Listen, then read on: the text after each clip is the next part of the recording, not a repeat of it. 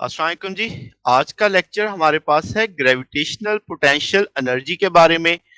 इसी से हम निकालेंगे ग्रेविटेशनल पोटेंशियल, जो कि आज मेजर हमारे पास हेडिंग होगी।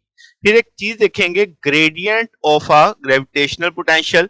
हम ग्रेडियंट पढ़ चुके हैं। ग्रेडियंट का हम देखा था कि भाई किसी पॉइंट पे किसी फैक्टर का मैग्नीट्यूड कितना चेंज होता है। तो ग्रेविटेशनल पोटेंशियल का जो चेंज है विद डिस्टेंस वो हम स्टडी करेंगे। फिर देखेंगे कि क्या ग्रेविटेशनल फील्ड में कर्ल आती है, इसका प्रूफ देखेंगे। तो ये आज के दिन के हमारे मेजर टॉपिक होंगे। तो शुरू करते हैं जनाब। सबसे पहली हेडिंग है हमारे पास ग्रेविटेशनल पोटेंशियल एनर्जी। अब सबसे पहली जो चीज हमने इसमें स्टडी करनी है वो क्या है कि भाई एक कंजर्वेटिव फील्ड है। ठीक होगी बात। अब ये कंजर्वेटिव फील्ड को समझना हो तो हमें देखना पड़ेगा कंसेप्ट ऑफ पोटेंशियल एनर्जी, और हम जानते हैं पोटेंशियल एनर्जी डिपेंड करती है किस पे? पोजीशन पे। ठीक है। अब क्या मतलब इस सारी बात का कि किसी कंजर्वेटिव फील्ड के लिए जो पोटेंशियल एनर्जी का कंसेप्ट है उसे इस्तेमाल करना आसान है, क्योंकि वो पोजीशन पे डिपेंड करती है। जैसे अभी समझते हैं कि जो लफ्ज है पोटेंशियल एनर्जी डिफरेंस, जिसे हम रिप्रेजेंट करेंगे डेल्टा यू। तो अगर हम इन्हें दो पॉइंट्स के बीच में देखें, वो दो पॉइंट्स कौन से हैं? R A and R B. जिसे मैंने यहां से लिखा, हम ए से बी की जानिब जा रहे हैं। तो ये इक्विवेलेंट आएगा किसके? Work done moving from A to B against the force F. क्या मतलब? तो इस सारी डेफिनेशन का मतलब समझते हैं कि अगर आपने किसी ऑब्जेक्ट की पोटेंशियल एनर्जी का फर्क देखना है तो ये देखो कि ए से बी तक जाते हुए अगेंस्ट द फोर्स कितना वर्क हुआ। बात समझ आई? यानी वर्क डन निकालना है मगर अगेंस्ट द फोर्स देखना है। तो जब भी आप किसी फोर्स के अगेंस्ट जाएंगे तो पोटेंशियल एनर्जी में डिफरेंस आएगा। तो अब मोटी मोटी बात याद रखनी है कि पोटेंशियल एनर्जी में कब बदलाव आता है? जब हम किसी फोर्स के अगेंस्ट क्या करते हैं? वर्क करते हैं। तो ये बेसिक बात समझ आ गई आपको। तो अब हम क्या है जनाब, अगर हम ए से बी तक जा रहे हैं, इसका अंदर बी पॉइंट की एनर्जी माइनस ए पॉइंट की एनर्जी, तभी हमें डिफरेंस पता चलेगा। तो वो जो एनर्जी का डिफरेंस है that is equivalent to A B W A B के, और आप इसे लिखोगे एफ डॉट डी आर। अब जनाब आर ए और आर बी आ जाएगा। तो अब आप इस इक्वेशन को क्या समझ रहे हो? जैसे आप अर्थ की सरफेस से किसी चीज को ऊपर उठाते हो तो बताओ ग्रेविटी की फोर्स किधर है? नीचे। आप उठा किधर रहे हो? ऊपर। क्या आप अगेंस्ट द फोर्स जा रहे हो ना? जब आप अगेंस्ट द फोर्स जा रहे हो तो सोचो कि जब आप उस ऑब्जेक्ट को ऊपर उठाओगे तो क्या उसकी पोटेंशियल एनर्जी में क्या आएगा? चेंज आएगा, डिफरेंस आएगा। तो उम्मीद है आपको ये मतलब समझ आ रहा होगा कि पोटेंशियल एनर्जी का जो डिफरेंस है वो कब आता है? कि जब आप किसी फोर्स के अगेंस्ट चलते हुए क्या करते हैं? वर्क करते हैं। जैसे आप ए से बी तक जा रहे हो और आपने उस दौरान वर्क किया, इस वर्क की वजह से उसकी एनर्जी में क्या आया? चेंज आया। ठीक है। अब ये जो वर्क डन है ये इनिशियल और फाइनल पोजीशन पे डिपेंड कर रहा है।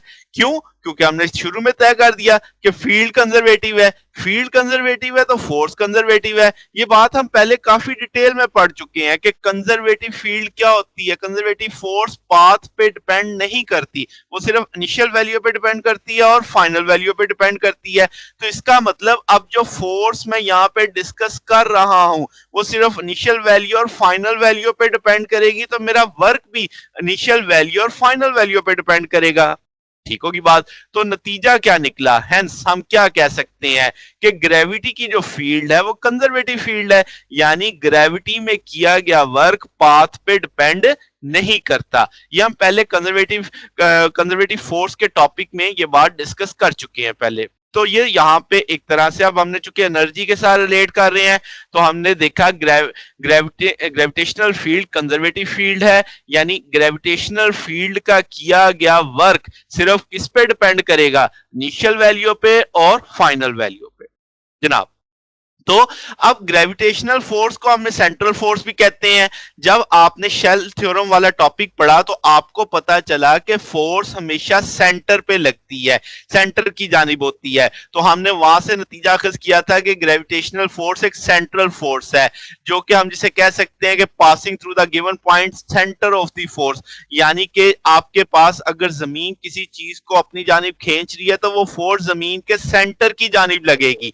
तो बात समझ आ रही है? तो डेट इज ग्रेविटेशनल फोर्स को हमने सेंट्रल फोर्स माना। और अभी हमने क्या पढ़ा कि आपके पास ग्रेविटेशनल फोर्स स्फेरिकली सिमेट्रिक है, यानी हर तरफ एक जैसी होती है, क्योंकि आपका फार्मूला क्या है, F is equal to G M M over R square. इसका मतलब आपका जो रेडियल डिस्टेंस पे डिपेंड करती है। अब वो डिस्टेंस अप ले लो, डाउन ले लो, लेफ्ट ले लो, राइट ले लो, जितनी अगर जमीन के हर तरफ आर की वैल्यू एक जितनी होगी तो फोर्स का मैग्नीट्यूड भी एक जैसा होगा।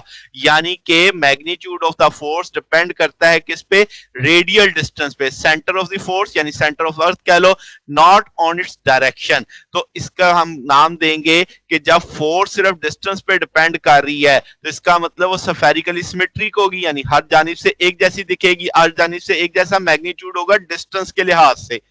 ठीक होगी बात? तो अब दो बातें हमने यहां पे समझ ली। क्या कि ग्रेविटेशनल फोर्स कैसी फोर्स है, सेंट्रल फोर्स है। फिर हमें पता चला ग्रेविटेशनल फोर्स एक स्फेरिकली सिमेट्रिक फोर्स है। इन दोनों बातों को अब मैं इकट्ठा कर देता हूं। वो क्या कि spherically symmetric central force conservative है, यानी कि अब ग्रेविटेशनल फोर्स सेंट्रल फोर्स है, मान लिया। Gravitational force spherically symmetric force है, मान लिया। तो इस स्फेरिकली सिमेट्रिक सेंट्रल फोर्स इकट्ठी बात कर दी। तो स्फेरिकली जो सिमेट्रिक फोर्सेस हैं हम मान लेते हैं कि वो क्या होती हैं, कंजर्वेटिव होती हैं। बात समझ आ गई? तो इसका मतलब क्या होगा कि काइनेटिक एनर्जी और पोटेंशियल एनर्जी का सम क्या रहेगा, कांस्टेंट रहेगा। कंजर्वेटिव है तो इसका मतलब आपके पास टोटल एनर्जी कांस्टेंट रहने वाली है। ठीक है जनाब। अब इसको उलट बात भी हम कर सकते हैं। ये तो मैंने कहा ना स्फेरिकली सिमेट्रिक सेंट्रल फोर्सेस क्या है, कंजर्वेटिव। तो आप कह सकते हैं कि सेंट्रल फोर्स कंजर्वेटिव होगी अगर अगर आपके पास it must also be spherically symmetric. यानी एक नतीजा अखज कर लिया हमने, क्या चीज, कि अगर सेंट्रल फोर्स कंजर्वेटिव है, अगर सेंट्रल फोर्स कंजर्वेटिव है, must also be the spherically symmetric. बात समझ आ गई? जैसे ग्रेविटेशनल फोर्स है, जैसे कूलम फोर्स है, चार्ज वाली फोर्स है, तो वो दोनों पे आपको ये बात समझ आती है कि सेंट्रल फोर्स अगर कंजर्वेटिव होगी तो आपके पास वो स्फेरिकली सिमेट्रिक भी होगी। ठीक है। अब इसमें एक चीज समझनी है कि एक फोर्स जो कंजर्वेटिव है, सिर्फ मैंने फोर्स की बात की, अब सेंट्रल का लफ्ज नहीं मैंने लगाया। ठीक है। अब वो आपके पास सेंट्रल और स्फेरिकली दोनों हो भी सकती हैं और नहीं भी हो सकती। बात समझ गए? तो आपके पास सिर्फ मैंने फोर्स की बात की, तो वो फोर्स मे और मे नॉट भी है। क्या मतलब कि एक फोर्स अगर कंजर्वेटिव है तो जरूरी नहीं कि वो सेंट्रल हो, जरूरी नहीं कि वो स्फेरिकली सिमेट्रिक हो, जरूरी नहीं कि वो दोनों भी हो। बात समझ आ गई? तो ये चीज आपने वैसे समझनी है। तो जनाब अब ये हमारे पास ग्रेविटेशनल पोटेंशियल एनर्जी का कंसेप्ट था। हमने क्या देखा ग्रेविटेशनल पोटेंशियल एनर्जी में, कि पोटेंशियल एनर्जी में फर्क आता है जब आप अगेंस्ट द फील्ड वर्क करते हो तो आपके पास टूल बन गया कि पोटेंशियल एनर्जी की चेंज आती है, वर्क ए से बी किया जाता है। वर्क का फार्मूला हम सब जानते हैं, F.dr है। हमें सारी कहानी में पता चला कि ग्रेविटेशनल फोर्स सेंट्रल फोर्स है, हमें पता चला कि ग्रेविटेशनल फोर्स स्फेरिकली सिमेट्रिक है। इन दोनों बातों से नतीजा अखज करते हुए हमने कहा कि ये कंजर्वेटिव है। इसका मतलब ग्रेविटी आपके पास हमने माना कि आपके पास काइनेटिक एनर्जी और पोटेंशियल एनर्जी क्या रहेगी, कांस्टेंट रहेगी। ठीक है जनाब। अब आगे चलते हैं, इस चीज को लेके ग्रेविटेशनल पोटेंशियल समझते हैं। ग्रेविटेशनल पोटेंशियल अब अगली हेडिंग है हमारे पास। Gravitational potential basically gravitational force field की प्रॉपर्टी है। अब क्या होता है ये जरा समझते हैं कि जब ग्रेविटेशनल फील्ड में हम होते हैं, इसकी पोजीशन की वजह से जो मैस पे अब क्या लग रही होती है, फोर्स लग रही होती है। तो वो जो मैस है वो ग्रेविटेशनल पोटेंशियल एनर्जी रखता है। क्या मतलब कि एक बड़ा मैस है m, उसकी ग्रेविटी की फील्ड है। अब उसके अंदर यानी उस ग्रेविटी की फील्ड के अंदर एक छोटा m जब चलेगा तो उसके पास क्या होगी, ग्रेविटेशनल पोटेंशियल एनर्जी होगी। ये किस वजह से होगी, बाय विर्च्यू ऑफ इट्स पोजीशन, यानी कि आपके पास उसकी पोजीशन की वजह से छोटे m के पास क्या आने वाली है, ग्रेविटेशनल पोटेंशियल एनर्जी। समझ आ गई बात। और ये कहां पे होगी, आपके पास gravity field due to mass m। तो एक बड़े मैस की जो ग्रेविटी फील्ड होगी उसमें पोजीशन की वजह से छोटे m के पास ग्रेविटेशनल पोटेंशियल एनर्जी होगी। जब पोजीशन बदलेगी तो पोटेंशियल एनर्जी भी बदलेगी। अच्छा, अब हमने इस एनर्जी को रिगार्ड किया कैसे कि भाई वर्क डन है on mass m bye gravitational force, ये जैसे हमने अभी पढ़ा था। क्यों, अब ये फोर्स जो ग्रेविटेशनल फोर्स है किसकी वजह से है, ड्यू टू m, यानी बड़े मास m की वजह से है। और इसमें मूव किया हमने छोटे m को कहां से कहां तक, एक रेफरेंस r से किसी दूसरे r तक। आमतौर पे जो रेफरेंस r है उसे कहां पे लेते हैं, इंफिनिटी पे। तो अब क्या समझ आ रहा है आपको कि अब आपके पास पहले आपने क्या पढ़ा कि जब आप ग्रेविटेशनल फील्ड में चलते हैं अगेंस्ट द फील्ड तो पोटेंशियल एनर्जी में क्या आती है, चेंज आती है। अगेंस्ट द फोर्स चलते हो तो पोटेंशियल एनर्जी में चेंज आती है। यहां तक तो हमने पढ़ा ग्रेविटेशनल पोटेंशियल एनर्जी में। अब पोटेंशियल क्या है, पोटेंशियल ये है कि ये भी एनर्जी है, मगर इस एनर्जी में हमने छोटे m को मूव करवाना है। कहां से, इंफिनिटी से कहां तक, r तक। तो यहां तक करते हुए हमें उस पर क्या करना पड़ेगा, वर्क करना पड़ेगा। और ये वर्क कौन करेगा, ये वर्क आपके पास ग्रेविटेशनल फोर्स करेगी, ठीक है। और कहां से कहां तक करेगी, आपके पास इंफिनिटी से r तक करेगी। तो ऐसी सूरत में जो एनर्जी होगी उसे हम ग्रेविटेशनल पोटेंशियल कहेंगे। ठीक होगी बात। तो आपके पास ये इसकी टेक्निकल सी डेफिनेशन है कि है वर्क डन ही इंफिनिटी से किसी पोजीशन r तक फील्ड के अंदर आप उसे लेके आएंगे और ये वो जो वर्क डन होगा ये ग्रेविटेशनल फोर्स करेगी। ऐसी सूरत में जो छोटे m के पास एनर्जी आएगी दैट इज ग्रेविटेशनल पोटेंशियल। तो बात समझ आ रही है। तो अगर हम आखिर में इसे खुलासा करें तो क्या है कि भाई gravitational potential basically work done है ग्रेविटेशनल फोर्स की वजह से, जो कब कहां से कहां तक करती है ग्रेविटेशनल फोर्स, इंफिनिटी से r तक करती है और वो r पॉइंट उसकी फील्ड के अंदर होगा। ठीक है। तो ये जो ग्रेविटेशनल फोर्स ने वर्क किया है ये बुनियादी तौर पे क्या है, एनर्जी आएगी। और इस एनर्जी को हम क्या नाम देंगे, ग्रेविटेशनल पोटेंशियल का नाम देंगे। अब इसको एक और तरीके से डिफाइन करते हैं कि ग्रेविटेशनल पोटेंशियल बेसिकली क्या है, एनर्जी है, पोटेंशियल एनर्जी है ड्यू टू m, बड़े m की वजह से। किस पे, पर यूनिट मास, छोटे m पर। तो हम इसे कैसे v से मेंशन कर देंगे, तो v बराबर आ जाएगा u बाई m। तो आप क्या कहने वाले हो कि ग्रेविटेशनल एनर्जी u कहां पे, इन दी फील्ड ड्यू टू m, के बड़े मास की फील्ड के अंदर किस पे, पर यूनिट मास के पास जो पोटेंशियल एनर्जी है।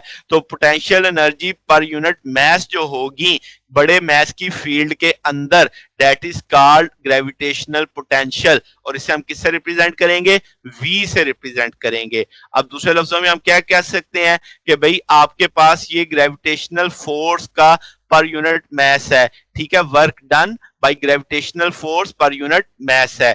ठीक हो गया, क्योंकि यू हम पढ़ चुके हैं क्या होता है, वर्क डन होता है आपके पास तो डिवाइडेड बाय m है। तो ग्रेविटेशनल फोर्स का जो वर्क होगा per unit mass it is also called gravitational potential. जैसे मैं अभी अगले स्टेप में उसकी वैल्यू प्लेस करके दिखाता हूं तो v आपके पास u बाई m के तौर पे देख सकते हो।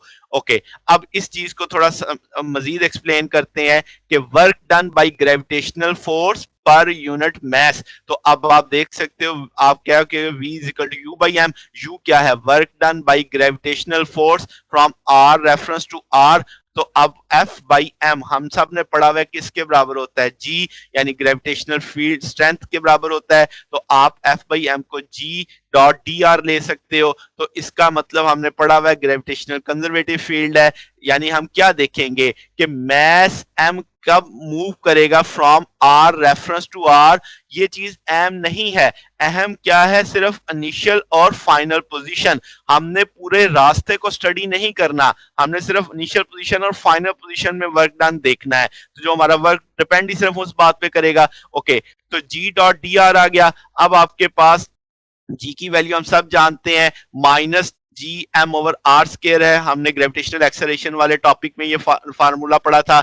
आपके अब क्या है जनाब, आर यूनिट वेक्टर डायरेक्शन है, तो आर और डी आर को देखिए अगर आप, तो आर यूनिट वेक्टर है, यूनिट वेक्टर का मैग्नीट्यूड कितना होगा 1, डी आर का magnitude d r cos 180 minus d r आ जाएगा। तो यहाँ पे जब आप इस डॉट प्रोडक्ट की वैल्यू लगाओगे तो माइनस डी आर आ जाएगा, ये नेगेटिव इस नेगेटिव से पॉजिटिव हो जाएगा।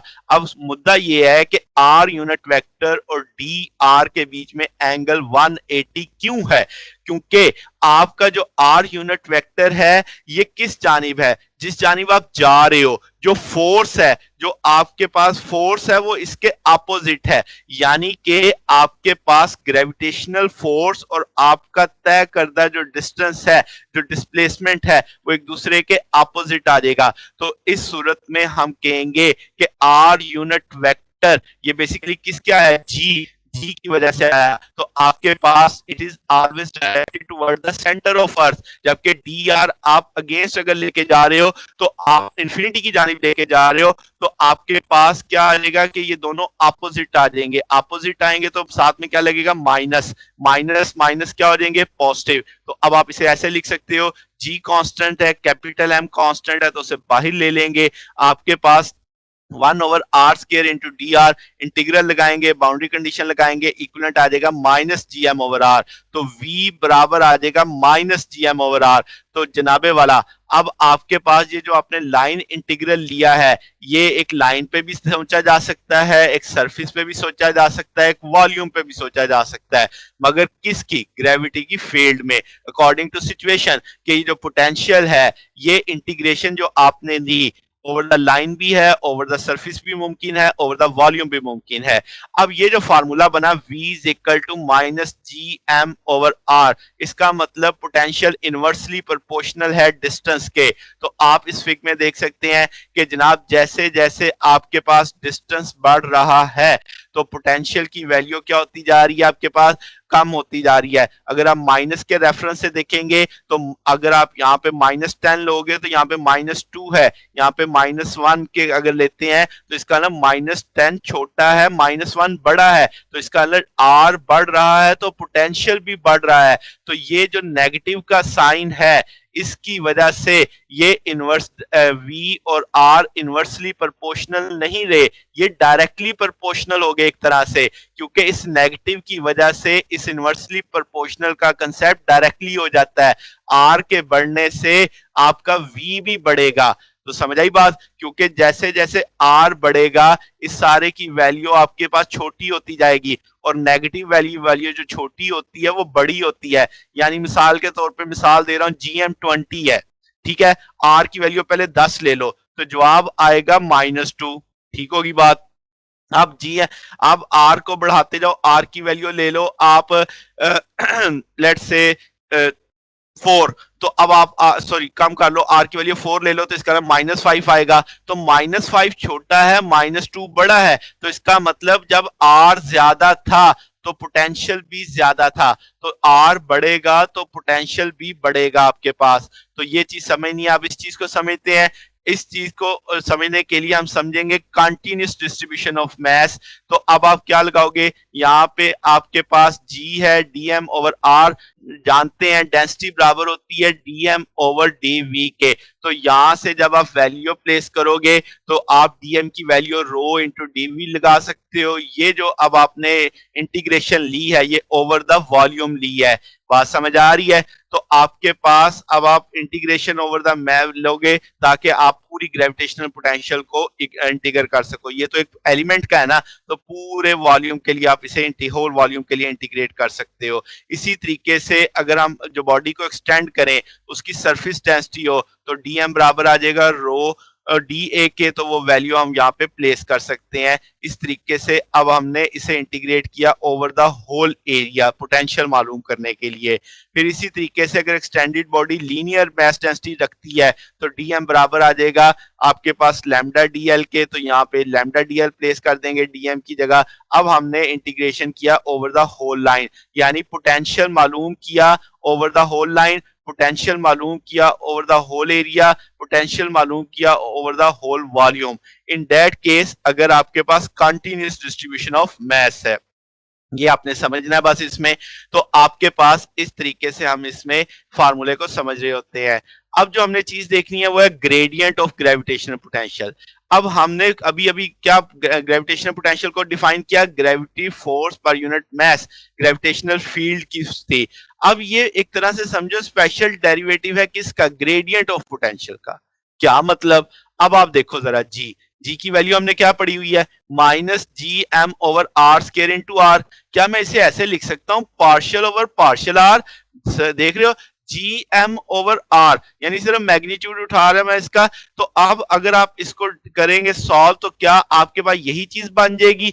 तो अब आप लिख सकते हो कि ये जी एम ओवर आर तो सारे का सारा किस तौर पे था, पोटेंशियल के तौर पे था आपके पास। तो ये सारी चीज आपने समझी कि ये सारी चीज इस जगह पे पोटेंशियल के तौर पे आ जाएगी।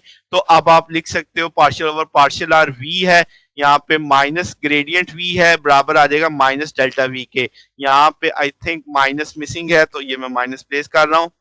तो आपके पास यहाँ पे जी एम ओवर आर आ जाएगा। आप इसे सारे को वी के तौर पे देख सकते हैं, ये सारी चीज आपकी ग्रेडियंट है, माइनस डेल्टा वी आ जाएगा।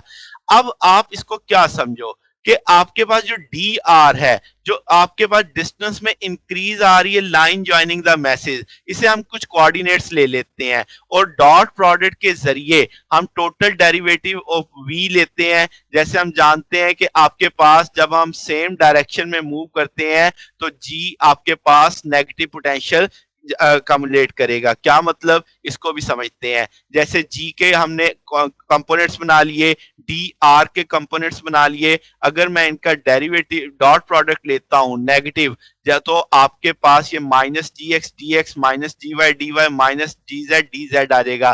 डीवी, अब आप पोटेंशियल का ग्रेडियंट लिख रहे हो तो partial over partial x v into d x partial over partial v d v आ जाएगा।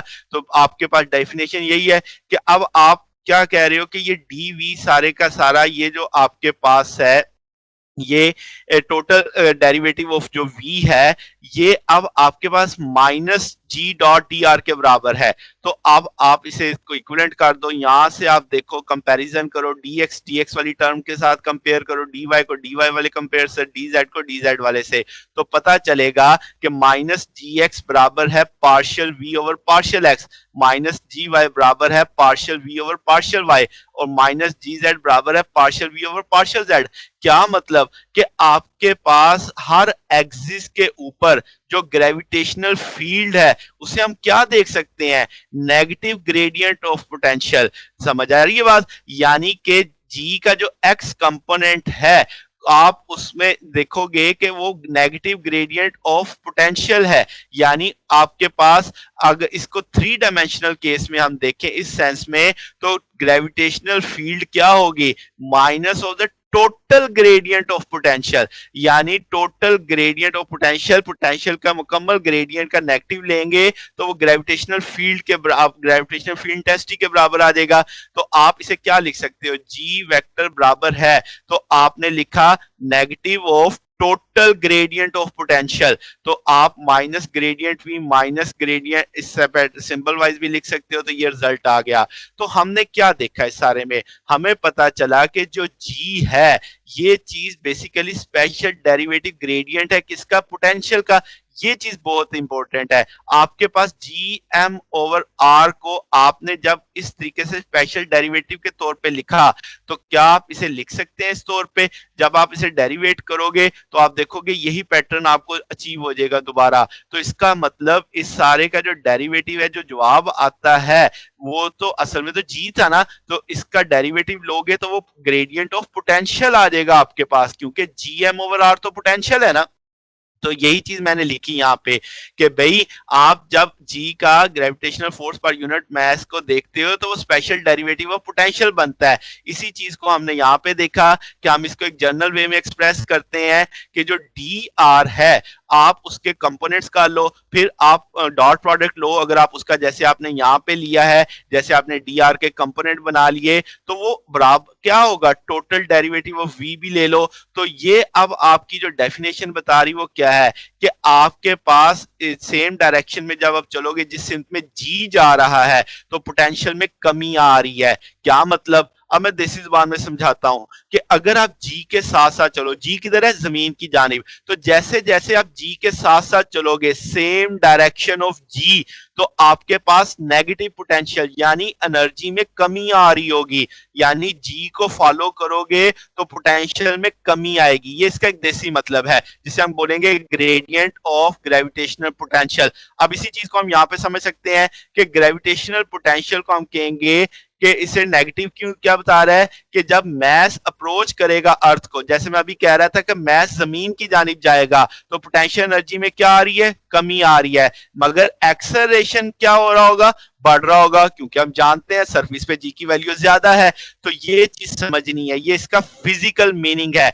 फिजिकल इस टॉपिक का ये सारा मतलब है। किस टॉपिक का, ग्रेडियंट ऑफ ग्रेविटेशनल पोटेंशियल का ये फिजिकल मतलब है कि भाई आपके पास ये जो फार्मूला बन रहा है ये क्या बता रहा है, g is equal to minus gradient v. क्या बताता है, ये बताता है कि भाई जब एम आपका जमीन की जानिब जा रहा होगा तो एनर्जी में कमी आ रही होगी, मगर जी की वैल्यू बढ़ रही होगी। ये नेगेटिव साइन का बेसिकली आपने सारी कहानी है, इस नेगेटिव की वजह से ये सब कुछ हो रहा है।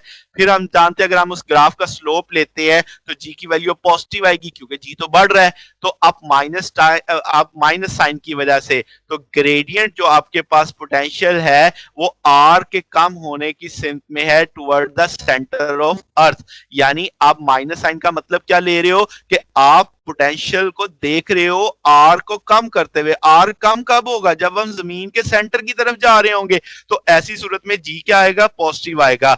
तो एक ही बात के दो मतलब है यहाँ पे। अब आपने पहले इसका फिजिकली मतलब देखा, अब मैंने इसका मैथमेटिकली मतलब समझाया कि नेगेटिव साइन क्या हमें बताता है कि भाई अगर आप जमीन के सेंटर की जानिब जा रहे हो, यानी आर की वैल्यू कम करते जा रहे हो, तो पोटेंशियल में कमी आती जाएगी। पोटेंशियल क्या होता जाएगा, कम होता जाएगा। फिर इसी चीज को एक और सेंस में देखते हैं, इक्विपोटेंशियल सरफेस का कंसेप्ट आ जाता है। अब हमें पता लग गया कि पोटेंशियल, आपके पास ग्रेडियंट ऑफ स्केलर फील्ड है, यानी आपके पास वेक्टर है, यानी जी आ जाता है ना, कि अगर आप v का ग्रेडियंट लोगे तो वो आपके पास जी आ जाएगा। जी क्या है, वेक्टर है, जो कि हमें बताता है कि आपके पास v किस सिंक में कितना चेंज होगा। तो अब आपके पास अगर इक्विपोटेंशियल सरफेस है तो इसका मतलब क्या होगा कि आपके पास पोटेंशियल कांस्टेंट है। R1 पे भी वही पोटेंशियल है, R2 पे भी वही पोटेंशियल है, तो हम कहेंगे V1 V2 बराबर है कांस्टेंट के। अगर आप स्लोप देखोगे या उस पोटेंशियल की चेंज देखोगे डिस्टेंस के लिहाज से, तो R2 पे भी वही पोटेंशियल R1 पे भी, यानी V2 V1 बराबर होने के नाते जीरो हो जाएंगे। तो इसका मतलब ये हो जाएगा कि आपके पास उसका कोई कंपोनेंट आपके पाथ के अलोंग नहीं है। क्या मतलब कि फील्ड परपेंडिकुलर होगी इक्विपोटेंशियल सरफेस के। डॉट प्रोडक्ट था ना, और डॉट प्रोडक्ट जीरो हो जाती है, cos 90 जीरो होता है। इसका मतलब ये हुआ कि अगर यहाँ पे आप cos 90 लगा दोगे डॉट प्रोडक्ट में, तो cos ये जीरो हो जाएगा, तो इसका डीवी जीरो हो जाएगा, तो ये सारा जी जीरो हो जाएगा आपके पास इस पैटर्न पे। तो आप यही चीज लिख रहे हो कि इक्विपोटेंशियल सरफेस पे जो आपके पास फील्ड है वो परपेंडिकुलर होगी किस चीज के, सरफेस के, तभी उसका कोई कंपोनेंट आपके रास्ते के अलोंग नहीं आएगा। डॉट प्रोडक्ट तो बनती तब है कि अगर आप उसके पाथ के अलोंग चलते हो। तो अब इसका मतलब आपके पास जब हम कहेंगे कि स्लोप जीरो है, तो आप कहोगे कि फील्ड परपेंडिकुलर है किसके, इक्विपोटेंशियल सरफेस के। अब जनाब हम इसमें देखेंगे कर्ल ऑफ ग्रेविटेशनल फील्ड। अब आपके पास फार्मूला अब आपको पता है, U बाई एम है, आप U जानते हो, work done by gravitational field है, तो ग्रेविटेशनल फील्ड कंजर्वेटिव है, इसका मतलब वो पाथ पे डिपेंड करे नहीं करेगी, वो सिर्फ फाइनल इनिशियल और फाइनल पोजीशन पर डिपेंड करेगी। इस केस में ए और बी का मिसाल ले रहा हूँ, ए मेरा इनिशियल ले लो, बी हमारी फाइनल वैल्यू ले लो। तो इसका मतलब है कि हम सिर्फ फाइनल और इनिशियल वैल्यू पे डिपेंड कर रहे हैं, हम टोटल पाथ पे डिपेंड नहीं कर रहे। ठीक है, अब अगर आप लाइन इंटीग्रल लेते हो, मैं लफ्ज बोल रहा हूँ लाइन इंटीग्रल, हम ए से बी तक जाते हैं वाया √1। ठीक है, अब अगर मैं क्या लाइन इंटीग्रल ले लेता हूँ वापसी पे बी से ए की जानिब, तो ये अब आप बी से ए की जानिब आओगे तो ये जो लाइन इंटीग्रल की वैल्यू आएगी वो इक्वल होगी किसकी, जो मैंने पहले लिया था, मगर उसके क्या होगी, अपोजिट होगी। तो अब आपके पास ग्रेविटेशनल फील्ड चूंकि कंजर्वेटिव है, हम पहले देख चुके हैं, तो इसका मतलब ये होगा कि line integral over the close path कितना हो जाएगा, 0, क्योंकि ए से बी तक जाते हुए जितने लाइन इंटीग्रल की वैल्यू आने वाली है, वापसी पे भी लाइन इंटीग्रल की वैल्यू उतनी ही आएगी, मगर डायरेक्शन अपोजिट होने के नाते जब सम करोगे तो जवाब 0 हो जाएगा। इसका मतलब close line integral close loop में कितना आ जाएगा, 0 आ जाएगा।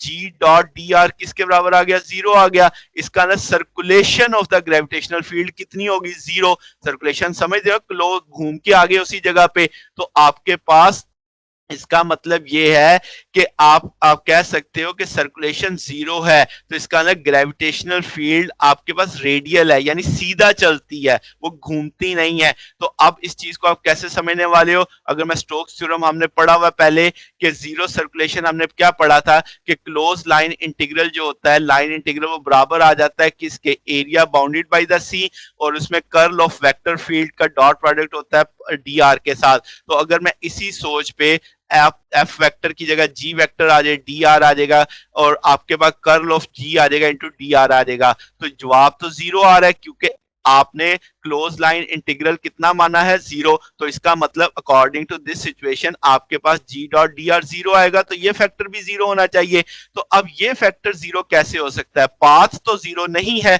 मगर इसका मतलब कर्ल ऑफ जी 0 होगा।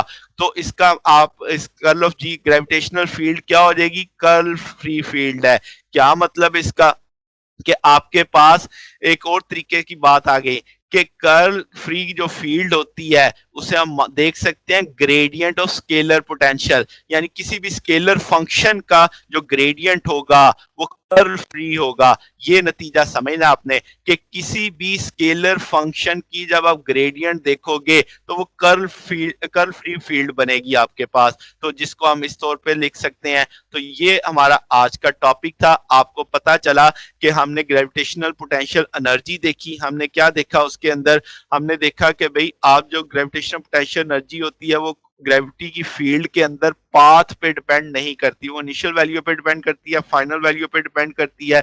अगेंस्ट द फील्ड जो आप वर्क करते हो वो उसकी वजह से पोटेंशियल एनर्जी में क्या आ जाती है, चेंज आ जाती है। फिर हमने क्या देखा, फिर हमने ग्रेविटेशनल पोटेंशियल देखा कि अगर वो ग्रेविटेशनल फील्ड का वर्क हम इन्फिनिटी से किसी पॉइंट आर तक देखें तो इस दौरान जो एनर्जी चेंज होगी that is called gravitational potential. इसे हमने फिर कैसे देखा, work done by gravitational field per unit mass के तौर पे देखा, हमने इसे v बराबर u बाई एम के तौर पे लिया। फिर आप यहां से आपने u की वैल्यू लगा के एक फार्मूला बनाया, तो फिर हमने उसमें कंसेप्ट लिया कि आप वॉल्यूम, अगर आपका एलिमेंट में एक्सटेंशन आती है, बॉडी की एक्सटेंशन आती है, तो आप पोटेंशियल का इन टर्म ऑफ डेंसिटी देख सकते हो, आप ओवर द वॉल्यूम इंटीग्रल कर सकते हो, ओवर द एरिया इंटीग्रल कर सकते हो, ओवर द लाइन इंटीग्रल कर सकते हो। फिर हमने ग्रेडियंट ऑफ ग्रेविटेशनल पोटेंशियल देखा, हमने देखा कि आप जब किस पोटेंशियल की चेंज को फासले के लिहाज से देखा, तो हमें पता चला कि जो जी है आपके पास ग्रेविटेशनल फील्ड स्ट्रेंथ, ये वेक्टर है, ये बराबर है किसके, ग्रेडियंट ऑफ ग्रेविटेशनल पोटेंशियल के।